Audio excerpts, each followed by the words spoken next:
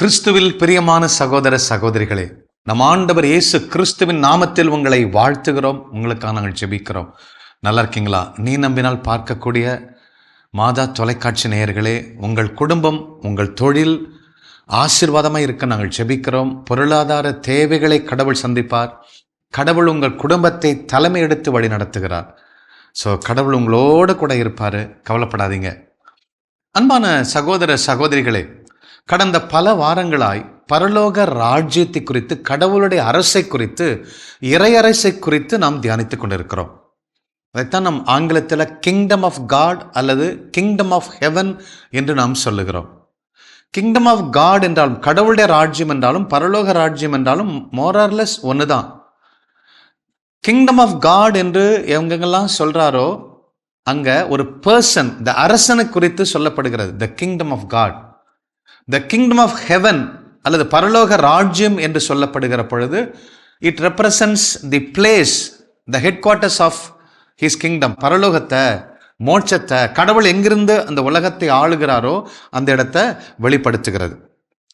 அப்போ இந்த பரலோக ராஜ்யத்தை தான் நம்ம தியானித்து கொண்டிருக்கிறோம். அந்த பரலோக ராஜ்யத்துக்கு அரசராய் ஆண்டவர் இயேசு கிறிஸ்து இருக்கிறார். நாம் எல்லாம் அவருக்கு கீழ்ப்படிந்து வாழுகிற பொழுது அவருடைய பரலோக ராஜ்யத்தினுடைய பிரஜைகளாக, சிட்டிசன்ஸாக நம்ம வாழ்கிறோம். அத்தனை ஆசீர்வாதங்களும், அரசனுக்கு இருக்கக்கூடிய அத்தனை ஆசீர்வாதங்களும் நமக்கு உண்டு என்பதைத்தான் நாம் தியானித்துக் கொண்டிருக்கிறோம். இந்த கடவுளுடைய ராஜ்யம் தாக்கப்படுகிறது இன்னொரு ராஜ்யத்தினால. அந்த ராஜ்யத்துக்கு பேர் தான் இருளான ராஜ்யம், இருளின் ஆட்சி, த கிங்டம் ஆஃப் டார்க்னஸ் அல்லது த கிங்டம் ஆஃப் டெவில், பிசாசின் அரசு. அன்பான சகோதர சகோதரிகளே, கடவுளுடைய ராஜ்யம் நமக்கு வாழ்வை கொடுக்கிறது, பிசாசின் ராஜ்யம் நம்முடைய வாழ்வை அழிக்கிறது. அதனால்தான் இந்த ரெண்டு ராஜ்யத்துக்கும் தொடக்கம் முதல் போராட்டம் நடந்து கொண்டிருக்கிறது. ஆதாம் ஏவாள் தங்களுடைய பூமி ஆளும் வல்லமையை, the authority over the earth, என்ன பண்ணாங்கன்னா, கீழ்ப்படியாமனால, கடவுள் எதை செய்யக்கூடாதுன்னு சொன்னாரோ அதை செஞ்சதுனால கீழ்ப்படியாமை என்கிற பாவம் அவங்கள தொற்றுச்சு. அதனால அவங்க அங்கிருந்து விரட்டப்பட்டாங்க, தங்களுடைய அதிகாரத்தை இழந்தார்கள். அன்பான சகோதர சகோதரிகளே, Adam and eve abdicated their throne of earthly dominion through their disobedience, yielding it to Satan, the liar. மிகப்பெரிய ஒரு பொய், மிகப்பெரிய பொய்யை சொல்லிக்கொண்டே இருக்கிறவன், பாவங்களை செய்ய இன்ஸ்டிகேட் பண்றவர், தூண்டுகிறவர் தான் இந்த பிசாசு. அப்போ இந்த பிசாசின் ராஜ்யம் என்ன செய்கிறது? நம்மை அழிக்கிறது. எப்படி அழிக்கிறது தான் நம்ம பார்க்கணும். பாருங்க அன்பான சகோதர சகோதரிகளே, அப்போ ஆதாம் ஏவாள் எப்ப கடவுளுக்கு எதிராக அவங்க பேச ஆரம்பிச்சாங்களோ, செய்ய ஆரம்பிச்சாங்களோ, அங்கே இரண்டு ராஜ்யமாக பிரிக்கப்பட்டது பிசாசினால. The kingdom of darkness is manifested. அப்போ அந்த ராஜ்யத்துக்கு பேர் தான் கவுண்டர்ஃபீட் கிங்டம் என்று சொல்லுகிறோம். கவுண்டர்ஃபீட் கிங்டம்னா ஒரு நல்ல நோட்டு, இந்த பூமியில அடிக்கிற, கவர்மெண்ட் அடிக்கிற நோட்டு நல்ல நோட்டு. கள்ள நோட்டு என்பது கவுண்டர்ஃபீட் நோட்ஸ். அப்போ கவுண்டர்ஃபீட்டுங்கிறது கள்ள ஒரு ராஜ்யம் தொடங்கப்பட்டது ஆதாம் ஏவாளுடைய கீழ்ப்படியாமையினால், பிசாசின் தந்திரத்தால. இதைத்தான் பைபிள் தொடக்க முதல், விவிலியம் தொடக்க முதல் என்ன சொல்லிட்டு இருக்குன்னா, கிங்டம் ஆஃப் டார்க்னஸ், இதுதான் இருளின் ஆட்சி என்று சொல்லிக் கொண்டிருக்கிறது. When a man chose to will something other than the will of God, he created a great disturbances between these two government. ஒரு மனுஷன் தன்னுடைய சித்தத்தை, கடவுள் சித்தத்துக்கு மேல தன்னுடைய சித்தத்தை நிறைவேற்றான். குடிக்கக்கூடாது, போதைப் பொருளுக்கு அடிமையாக இருக்கக்கூடாது, விபச்சாரம் செய்யக்கூடாதுன்னா அதைத்தான் நான் செய்வேன்னா, கடவுளுடைய சித்தத்துக்கு மேல தன் சித்தத்தை அவன் நிறைவேற்றுகிற பொழுது பரலோக ராஜ்யத்தில் ஒரு டென்ஷன் உண்டாகுது, ப்ராப்ளம் உண்டாகுது. இதை ஊக்குவிக்கிறது இருளின் ராஜ்யம்தான். அந்த இருளின் ராஜ்யத்தின் அதிபதி தான் பிசாசு, டெவில், டீமன், ஈவில் என்று சொல்லுகிறோம். அன்பான சகோதர சகோதரிகளே, கொலோசியருக்கு எழுதிய புஸ்தகம் 1 அதிகாரம் 12-13 வசனங்களை நான் வாசிக்கிறேன். தந்தையாம் கடவுளுக்கு நன்றி செலுத்துங்கள், அவர் இறை மக்களுக்கான ஒளிமயமான உரிமை பெற்றில் பங்கு பெற உங்களை தகுதியுள்ளவர் ஆக்கியுள்ளார். மிகப்பெரிய ஒரு விஷயங்க. பரலோக ராஜ்யத்தில் நம்ம உரிமை பெறுவதற்கு, உள்ளே நுழைவதற்கு நம்மை தகுதிப்படுத்தினார். சிலுவையிலே மரித்து ரத்தம் சிந்தி நம் பாவங்களை அவர் சுமந்து நம்மை தகுதிப்படுத்தினார். அவரே ஆண்டவர் இயேசு கிறிஸ்துவே இருளின் அதிகாரத்திலிருந்து, அதான் கிங்டம் ஆஃப் டார்க்னஸ், இருளின் அதிகாரத்திலிருந்து நம்மை விடுவித்து தம் அன்பார்ந்த மகனின் ஆட்சிக்கு உட்படுத்தினார். இருளின் ஆட்சியிலிருந்து ஒளியின் ஆட்சிக்கு நம்மை கொண்டு வந்திருக்கிறார். தம்முடைய மகனுடைய ஆட்சிக்கு கொண்டு வந்திருக்கிறார். அம்மகனால் தான் நாம் பாவ மன்னிப்பாகிய மீட்பை பெறுகிறோம் அப்படிங்கிறாரு. அப்போ இந்த வசனம் நமக்கு தெளிவா சொல்லுது, இருளின் ஆட்சி ஒன்று இருக்கு, ஒளியின் ஆட்சி இருக்கு. ஒளியின் ஆட்சி தான் ஆண்டவர் இயேசு கிறிஸ்துவின் ஆட்சி, கடவுளின் ஆட்சி. இருளின் ஆட்சி பிசாசின் ஆட்சி. இந்த பிசாசுக்கு அடிமைப்பட்டிருக்கிற நம்மைத்தான் மீட்டு ஒளியின் ஆட்சிக்கு கொண்டு வந்தார் ஆண்டவர் இயேசு கிறிஸ்து சிலுவையிலே மரித்து. அப்போ there is a tension between these two government. 1 யோவான் 3வது அதிகாரம் 8வது இறைவசனம் இப்படி சொல்லுகிறது. நான் வாசிக்கிறேன், கேட்கலாம். பாவம் செய்து வருகிறவர் அலகை சார்ந்தவர். பாருங்க, இந்த டெவில் தான் பாவம் செய்ய தூண்டி தூண்டி தூண்டி பாவம் செய்ய வைக்கிறது. அப்ப டென்ஷன் வரும் இல்லைங்களா? ஏனெனில் தொடக்கத்திலிருந்து அலகை பாவம் செய்து வருகிறது. ஆதாம் ஏவாள்கிட்ட பாவம் செய்து வருகிறது. ஆகவே அலகின் செயல்களை தொலைக்கவே இறைமகன் தோன்றினார். கடவுளிடமிருந்து பிறந்தவர் எவரும் பாவம் செய்வதில்லை. உண்மையாக பாவத்தை ஏற்று மனமருந்தி அந்த பரலோக ராஜ்யத்துக்குள்ள நம்ம நுழைஞ்சிட்டோம்னா கடவுளுடைய பிள்ளைகளாக மாறுறோம், கடவுளிடமிருந்து பிறந்தவர்களாக மாறுகிறோம். அப்ப நாங்கள் பாவம் செய்யறதில்ல பாருங்க. ஏனெனில் கடவுளின் இயல்பு அவரிடம் இருக்கிறது. கடவுளிடமிருந்து பிறந்தவராய் இருப்பதால் அவரால் பாவம் செய்ய இயலாது அப்படிங்கிறாரு 1 யோவான் 3வது அதிகாரம் 8வது இறைவசனத்துல. அன்பான சகோதர சகோதரிகளே, தொடக்கத்திலிருந்து பாவத்தை செஞ்சுட்டு இருக்க அலகை, அது கடவுள் வெறுக்கிற ஒரு காரியம். இதைத்தான் இந்த பிசாசு செய்து கொண்டே இருக்கிறது.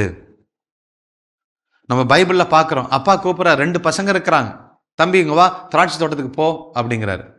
ஒருத்தன் சொல்றான் போகவே முடியாதுன்னு சொல்லிட்டு எதிர்த்துட்டு போறான். அங்க அப்பாவுக்கு டென்ஷன், வேதனை, போக முடியாதுன்னு சொல்லிட்டு போறான், அது அடுத்தது விஷயம். ஆனா இன்னொருத்தனை கூப்பிடுறாரு, போறேன் டாடி அப்படின்னு சொல்லிட்டு ஏமாத்துறான்.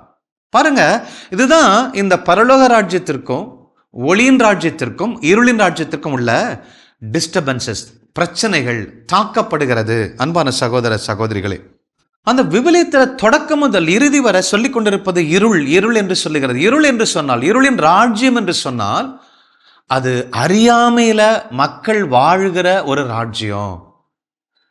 கடவுளை பற்றி அறியாமையில், கடவுள் ஏற்பாடு செய்திருக்கிற எந்த ஒரு மீட்பின் திட்டத்தை குறித்தோ, மன்னிப்பை குறித்தோ, வாழ்க்கையின் வளர்ச்சியை குறித்தோ, ப்ராஸ்பரிட்டி குறித்தோ அறியாமையில் மக்களை வைத்துக்கொண்டே இருக்கும் இந்த பிசாசு இருளின் ராஜ்யத்துல. அப்போ டார்க்னஸ் அப்படின்னா விவிலியத்தில் எங்கெங்கெல்லாம் இருள் இருள் என்று சொல்லப்படுகிறதோ அங்க மனுஷனுடைய அறியாமை இருக்கிறது. பிசாசு நம்மை அறியாமல் வைத்துக் கொள்கிறது. மெஸ்மரிசம் பண்ணி அவனுக்கு தெரியவே கூடாது கடவுள் யாரு, அவனை எப்படி பண்ணுவாருங்கிறது தெரியாம வைத்துக் கொள்வதுதான் இருளின் ராஜ்யம். விவிலியத்தில் எங்கெங்கெல்லாம் ஒளி என்று சொல்லப்படுகிறதோ represents the knowledge of the word of God. பரலோக ராஜ்யத்தினுடைய அந்த நற்செய்தியினுடைய அறிவு தான் ஒளி. The knowledge about the word of God, the gospel of the kingdom of God. பரலோக ராஜ்யத்துடைய நற்செய்தியின் அறிவு தான் ஒளி என்று விவிலியத்தில் பல இடங்கள்ல சொல்லுகிறது. அன்பான சகோதர சகோதரிகளே, the kingdom of darkness ruled by devil, keeping his subjects in ignorance of the true nature of their environments and of the existence of the kingdom of God. பரலோக ராஜ்யத்தில் இருப்பான், அந்த பரலோக ராஜ்யத்தில் இருக்கிறங்கிறது தெரியாமலே வச்சுக்க பாருங்க. உங்களுடைய சூழ்நிலை கடவுள் பக்கத்தில் இருந்தாலும் கடவுளை அறியாதபடி பார்த்துக்க பாருங்க. நீ ஜெபிச்சாலும் ஜெபம் கேட்காது அப்படிங்கிற எண்ணத்திலே உங்களை வச்சுக்கும். உனக்கு சுகம் கிடைச்சாலும் சுகம் கிடைக்கலங்கிற எண்ணத்திலே வச்சுக்கும். கோயிலுக்கு போனாலும் உனக்கு ஒரு விரக்தியில வேதனையிலே வச்சுக்கும் பாருங்க. அதுதான் இருளின் அதிகாரம், இருளின் ஆட்சி. அன்பான சகோதர சகோதரிகளே, அப்போ நீ எங்க இருக்கிற, எந்த இடத்துல இருக்கிற, சுத்திலும் வானதூதர்கள் இருக்கிறாங்க, கடவுள் இருக்காங்க, உனக்கு முன்னாடி ஏசப்பா, பின்னாடி பிதாவை தேவன், மேல பரிசுத்தாவினர், எல்லா பக்கம் மாதாமா புனித சூசியப்பர் அத்தனை பேர் சூழ்ந்து இருக்கிற அந்த என்வரான்மெண்ட்டை உன்னை மறக்க வச்சு, யாருமே இல்லை, கடவுளே இல்லை, எனக்கு யாரும் இல்லை, எனக்கு துணை இல்லை, அப்பா இல்லை, ஆத்தா இல்லை, இப்படி எல்லாத்தையும் இல்லை இல்லைன்னு சொல்லி அறியாமல் வைத்து உன்னை கொன்னுடும். அதனால்தான் ஓசையா இறைவாக்கிற 4வது அதிகாரம் 6வது இறைவசனத்தில் இப்படி சொல்றாரு. என்ன சொல்றாரு? எனது மக்கள் அறியாமையினால் அழிந்து போகிறார்கள் அப்படிங்கிறார். My people are doomed because they to not know me அப்படிங்கிறார். மை பீப்புள் ஆர் டூம்டு அப்படிங்கிறார். அழிந்து போறாங்க அப்படிங்கிறாரு அறியாமையினால. நான் இருக்கிறேன், ஆனா இருக்கிறது தெரிய மாட்டேங்குது. ஏனென்றால் அவங்களுடைய ஃபோக்கஸ் வேற, பாவம் தீமை அப்படின்னு இருக்கு என்று சொல்லுகிறார். ஓசையா 4:6. எசையா புஸ்தகம் 1 அதிகாரம் 3வது இறைவசனத்துல எசையா எப்படி சொல்றார்? cattle they recognize the owner. ஆடு மாடுகள், ஆக்ஸ், தி ஆக்ஸ் recognizes its owner அப்படிங்கிறார். காட்டெருமை, மாடு, ஆடு எல்லாம் தங்கள் ஓனர் யாரு, தனக்கு யாரு சாப்பாடு போடுவா அப்படின்னு அவங்க அறிஞ்சிக்கிறாங்க. donkeys they recognize their owner where they will feed them.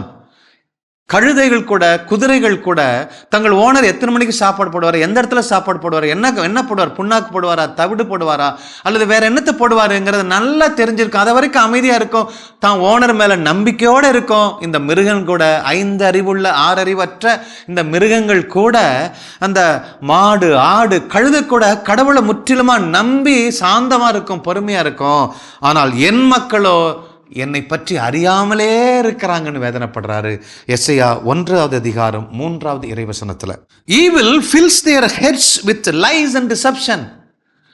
பிசாசு என்ன செய்யுது? அந்த இருளின் ராஜ்யத்துல அவங்களுடைய மண்டைய பொய்களால, ஏமாற்று வார்த்தைகளால, இந்த தப்பு செய்ய நீ நல்லா இருப்ப, இந்த பழத்தை சாப்பிட நீ உனக்கு அறிவு வந்துடும், இப்படி எல்லாம் சொல்லி சொல்லி சொல்லி சொல்லி நம்ம ஏமாற்றி நம்ம அறியாமல் வைத்திருக்கோம். அதனுடைய விளைவுகளை தெரியாம நம்மளை வைத்துக்கும், பாதுகாத்துக்கொள்ளும். வெரி டேஞ்சரஸ் பாருங்க. இதைத்தான் பவுல் தெல்ல தெளிவாக சொல்லுகிறார். 2 கொரிந்தியர் 4வது அதிகாரம் 4வது இறைவசனத்துல அவர் எப்படி சொல்றாரு? என்ன சொல்றாரு? பரலோக ராஜ்யத்தின் நற்செய்தி அறிந்து கொள்ளாதபடி இந்த உலகத்தின் தலைவனாய் இருக்கக்கூடிய பிசாசு அவங்களுடைய கண்களை குருடாக்கி வச்சிருக்கு அப்படிங்கிறார். The God of the age has blinded the minds of unbelievers so they cannot see the light of the gospel. Who is in the image of God? கடவுளுடைய சாயல இருக்கக்கூடிய மனுஷனையே கடவுளை பத்தி, கடவுள் கொடுக்கிற நற்செய்தி பத்தி அறியாதபடி அவன் கண்களை குருடாக்கி வச்சிருக்கு, மாயை கவர்ச்சியில் ஃபில் பண்ணி வச்சிருக்கு. எவ்வளவு வேதனையை பாருங்களேன். கடவுள் வச்சிருக்கிற ராஜ்யம் என்ன, அதில் இருக்கக்கூடிய ஆசீர்வாதங்கள் எவ்வளவு, அதில் இருக்கக்கூடிய வளர்ச்சிகள், செழுமை, பரிசுத்தம், அவ்வளவு கடவுளை நெருங்கி வாழ முடியும். சாவு நம்ம ஒன்றும் செய்ய முடியாது. ஆனா இன்னைக்கு செத்துட்டு இருக்கோம் பாருங்க, குருட்டுத்தன்மையினால. இருளின் ஆட்சிக்கு எதிரான, இந்த பொல்லாத இருளின் ஆட்சிக்கு எதிரானதுதான் ஒளியின் ஆட்சி. The kingdom of light, the kingdom of God, கடவுளின் ஆட்சி. அப்போ the kingdom of God is a kingdom of light, the light of the knowledge of God. கடவுளை பற்றிய அறிவு தான் ரொம்ப ரொம்ப முக்கியம். நீதிமொழிகள் புஸ்தகம் 1 அதிகாரம் 7வது இறைவசனம் இப்படி சொல்லுகிறது: ஆண்டவரிடம் கொள்ளும் அச்சமே ஞானத்தின் தொடக்கம். ஆண்டவருக்கு பயந்து வாழும் பொழுது, பாவத்தை தவிர்த்து இருளின் ஆட்சியை விட்டுட்டு ஒளியின் ஆட்சிக்கு வரும்பொழுது நமக்கு ஞானம் தொடங்குறது. அப்போ ஞானத்தையும் நற்பரிச்சையும் மூடரே அவமதிப்பர் அப்படிங்கிறார். முட்டாள்கள் யார் அப்படின்னா, இருளின் ராஜ்யத்துல போய் கடவுள் கொடுக்கிற ஆலோசனைகளை, கடவுள் கொடுக்கிற ஞானத்தை அது வேணான்னு சொல்லி, பாவம் போதும் தீமை போதுன்னு சொல்லி அங்க இருளின் ராஜ்யத்துல வாழ்றாங்களே, அவங்க தான் ஃபூல்ஸ், முட்டாள்கள் அப்படிங்கிறார். மாரலி டிஃபிஷியன்ட் அப்படிங்கிறார். அவங்கள்ட்ட எந்த நற்பண்புகளும் இருக்க முடியாது பாருங்களேன். அன்பான சகோதர சகோதரிகளே, அப்போ இருளின் ராஜ்யத்துக்கும் பரலோக ராஜ்யத்துக்கும் ரொம்ப ஈஸியா நீங்க வேற்றுமைப்படுத்தலாம். பரலோக ராஜ்யம் என்பது இறைவார்த்தையினுடைய அறிவு நாலேஜ் தான் பரலோக ராஜ்யம். இருளின் ராஜ்யம் என்பது அறியாமை, முட்டாள்கள். இங்க அறிவு, ஞானம், இதுதான் வித்தியாசம் பாருங்க. இந்த வித்தியாசத்துல தான் நம்ம வாழ்க்கை இழக்கிறோம். அன்பான சகோதர சகோதரிகளே, ஆண்டவர் இயேசு கிறிஸ்துவின் பாடுகள், மரணம், உயிர்த்தெழுதல் நமக்கு பயங்கரமான மீட்பை கொடுத்திருக்கிறது, முழுமையான மீட்பை கொடுத்திருக்கிறது. சுதந்திரமா வாழ முடியும், எந்த தீமையும் நம்ம அழிக்க முடியாது. ஆனா நம்ம பாவத்துல வாழ்றோம். அப்போ இந்த அறிவை பெற்றவர் தான் புனித பவுல் என்ன சொல்றாருன்னா, ஆண்டவர் இயேசு கிறிஸ்துவை பற்றிய அறிவே எனக்கு ஒப்பற்ற செல்வம் அப்படிங்கிறாரு. பாக்கி எந்த பிலாசபியோ, எந்த தத்துவமோ, அல்லது வேற எந்த உலக பிரியமான சயின்ஸோ, மேத்தமெட்டிக்ஸோ வேணான்னு சொல்லல. அதெல்லாம் எனக்கு ஒண்ணுமே இல்லை, குப்பை இருக்கு, அதெல்லாம் குப்பை அப்படிங்கிறாரு.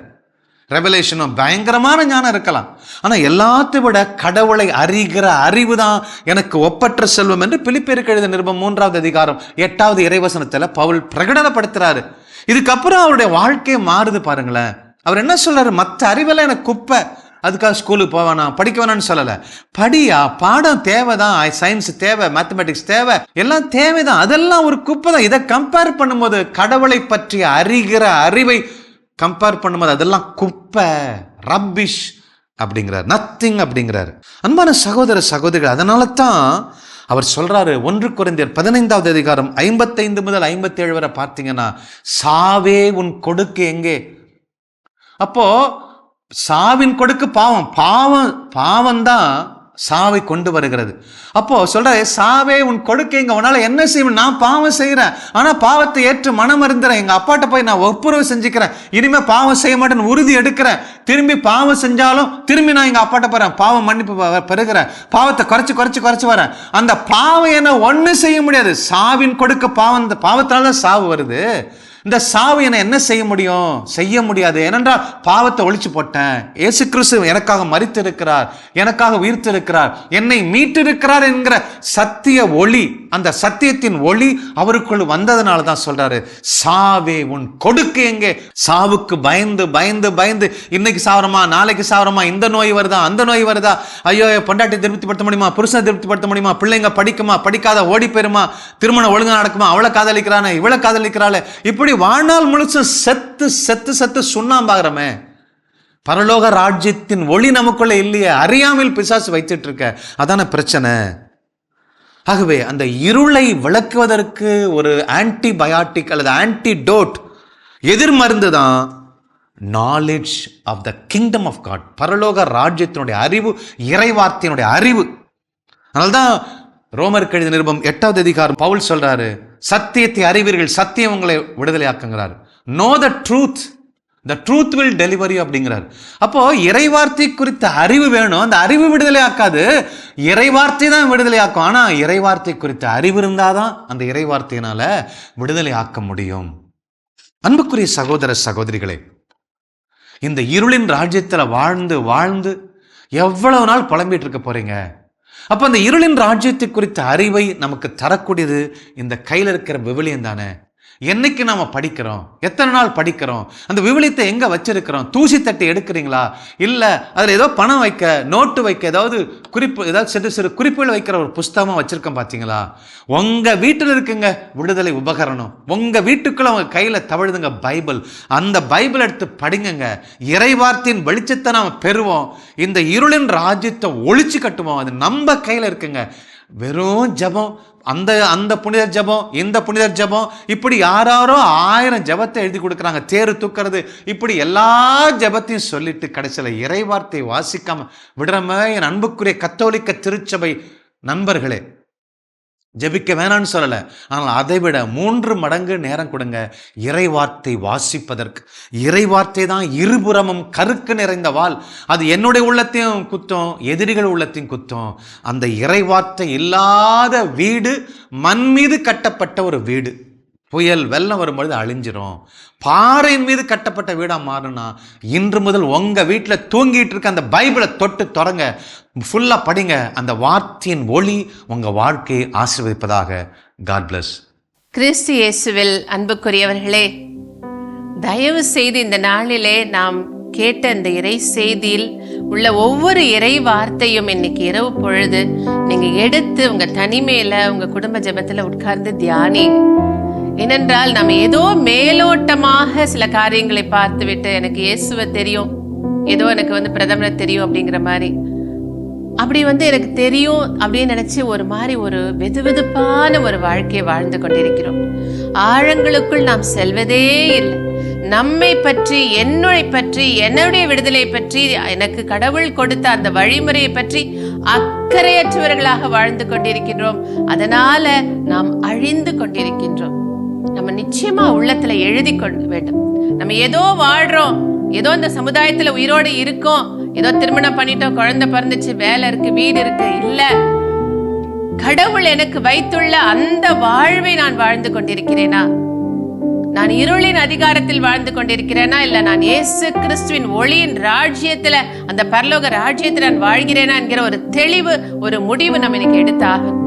இன்னைக்கு அநேக பொய்களின் வழியாக நம்முடைய கண்களை குருடாக்கி நம்மை சுற்றி கடவுள் எவ்வளவாய் சூழ்ந்து நின்று நமக்கென திட்டங்களை வைத்து அவர் காத்து கொண்டிருக்கிறார். அவர் நமக்கென வைத்திருக்கிறார் அந்த கிருபையின் மேல் கிருபை எப்படிப்பட்டது என்பதை புரிந்து கொள்ளாதபடி நம்முடைய கண்கள் குருடாகி இருப்பதனாலதான் நம்ம இப்படிப்பட்ட ஒரு சவசவன ஒரு வாழ்க்கை வாழ்ந்து கொண்டிருக்கிறோம்.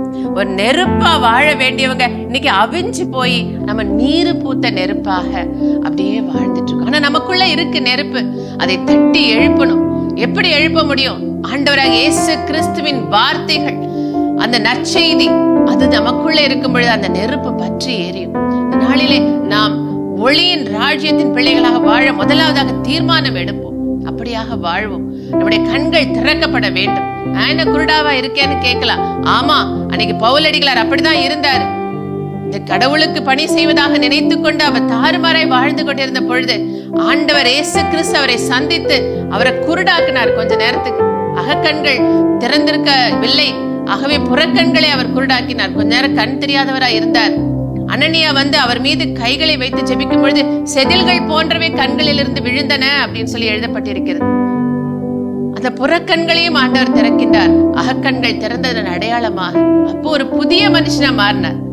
அவருடைய நோக்கம் எல்லாம் மாறி போச்சு. அவருடைய எல்லாமே எல்லாம் வச்சு நான் குப்பையா கருதுறேன். இது வரைக்கும் நான் படிச்சது, என்னுடைய பெருமை, என்னுடைய பாரம்பரியம் எல்லாத்தையும் நான் குப்பையா கருதுறேன். இனிமேல் அவருடைய வார்த்தை மட்டும்தான் எனக்கு. இயேசு கிறிஸ்துவை பற்றி அறிகிற அறிவே என்னுடைய ஒப்பற்ற செல்வம் அப்படின்னு சொல்லி டிக்ளேர் பண்ணிட்டு அந்த நாள்ல மனம் மாறினாங்க. கடைசி மூச்சு வரைக்கும் அவருக்காக ஓடினார். மென்மேலும் அவருடைய நெருப்பு பற்றி எரிந்தது. உலகமெங்கும் அவர் சுடர்விட்டார். இன்னைக்கு வரைக்கும் அவர் தன்னுடைய வார்த்தைகளின் வழியாக அவர் இன்னுமா நம்மோட பேசிக் கொண்டிருக்கிறார். ஏனென்றால் அவர் முற்றிலுமாக கடவுள் வார்த்தையில நிரப்பப்பட்டார்.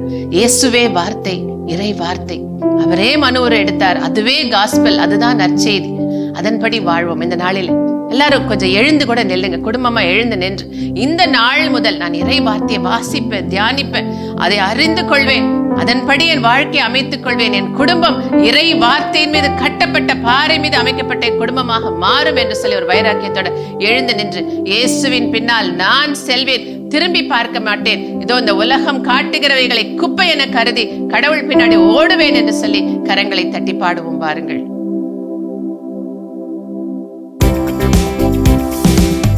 ஒரு உறுதியோடு, ஒரு தீர்மானத்தோடு, பவுலடிகளார் அன்னைக்கு எடுத்த அந்த தீர்மானத்தோடு நாம் இன்னைக்கு எழுந்து ஓடுவோம்.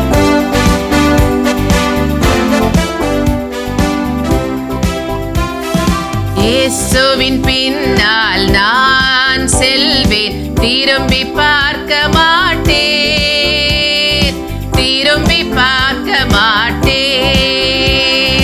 இயேசுவின் பின்னால் நான் செல்வேன், திரும்பி பார்க்க மாட்டேன், திரும்பி பார்க்க மாட்டேன். சிலுவையே முன்னால், உலகமே பின்னால். சிலுவையே முன்னால், உலகமே பின்னால். இயேசு சிந்திய இரத்தத்தினாலே என்றும் விடுதலையே. இயேசு சிந்திய இரத்தத்தினாலே என்றும் விடுதலையே. கரங்களை தட்டி இயேசுவின் பின்னால் நான் செல்வேன், திரும்பி பார்க்க மாட்டேன், திரும்பி பார்க்க மாட்டேன். ஏன் பயம், ஏன் கலக்கம்? ஏனென்றால் ஆண்டவர் வைத்திருக்கிற பாதுகாப்பு நமக்கு புரியல, அவருடைய வார்த்தைகளின் வல்லமை புரியல, வார்த்தைகளில் உள்ள ஜீவன் புரியல. அதனால பயந்து பயந்து கோழைகளாய் வாழ்ந்து கொண்டிருக்கிறோம். வாருங்கள், புறப்பட்டு இறை வார்த்தையில் ஊன்றியவர்களாக, காலூன்றியவர்களாக தொடர்ந்து ஓடுவோம்.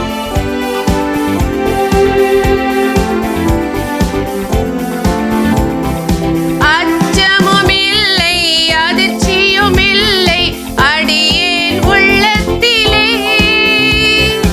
ஆண்டவர் இயேசு அடைக்கலம் பாறை, ஆதலின் குறையில்லை. ஆண்டவர் முன்னால், அகிலமே பின்னால்.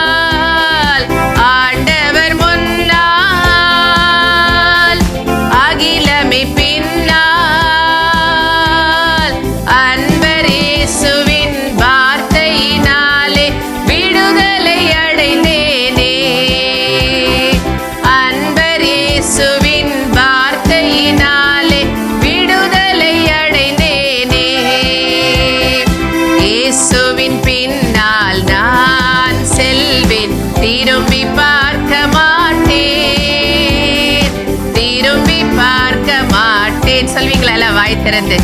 இயேசுவின் பின்னால் நான் செல்வேன், திரும்பி பார்க்க மாட்டேன், திரும்பி பார்க்க மாட்டேன். ஆண்டவர், ஒரு வைராக்கிய விசுவாசம் ஒவ்வொருவருக்குள்ளும் இறங்கும்படியாக நாங்கள் ஜெபிக்கிறோம் ஆண்டவர்.